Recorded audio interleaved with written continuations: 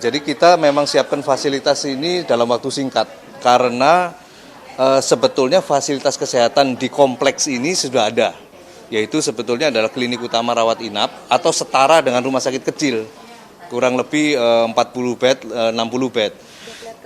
Tapi kondisi saat ini membutuhkan suatu penambahan fasilitas kesehatan, dan itu kita diminta oleh pemerintah DKI untuk mensupport penanganan COVID ini. Kita kemudian mendapat izin dari grup untuk menggunakan area mall, sehingga kita expand kapasitas itu menjadi 415 bed, dan kita segera dalam waktu 2 minggu itu kita langsung convert fasilitas itu, rumah sakit intinya tadi plus penambahan di mall itu menjadi ready fase 1 180 bed. Dan seperti tadi dilihat, kita ada satu kapasitas yang cukup besar untuk penanganan pasien yang gawat yang membutuhkan intensive care, yaitu 18 bed.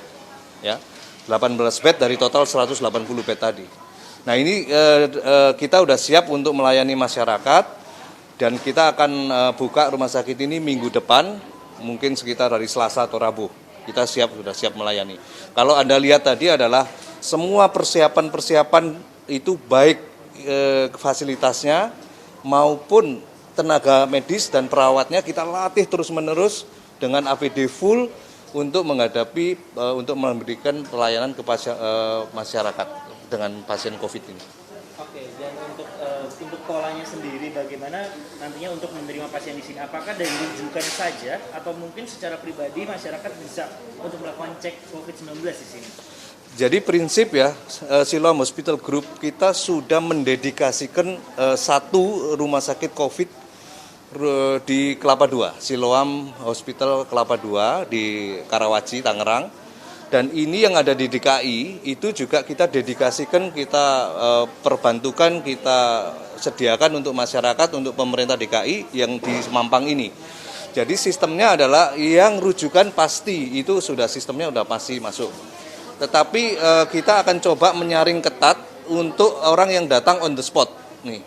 Karena memang fasilitas ini bagaimanapun juga terbatas, tapi kita akan utamakan yang rujukan, di mana itu akan merilis burden atau beban dari rumah sakit pemerintah lain yang saat ini sudah sangat luar biasa membutuhkan rilis, membutuhkan bantuan support. Ini terakhir nih, mungkin bisa dijelaskan nih bagaimana sistem perekrutannya atau kualifikasinya, sama mereka itu tinggalnya di mana tuh? Tenaga kesehatan seperti tadi saya jelaskan bahwa kita ini di existing Siloam Hospital yang 38 rumah sakit itu juga sudah burden, sudah bebannya sudah tinggi. Tetapi kita tetap sisihkan dari unit-unit untuk membantu ke sini. Saat ini sudah sekitar 80, kita ambil dari Makassar, dari Ambon yang tadi saya cerita, dari DKI sendiri, rumah sakit Siloam. Kemudian kita training, kita masukkan di sini.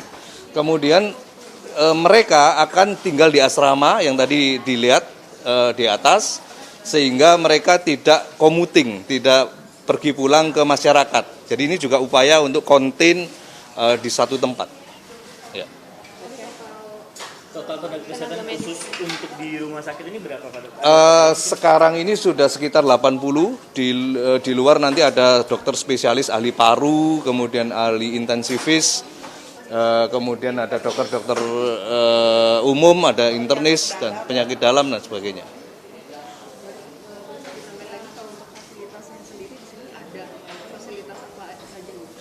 Fasilitas apa saja?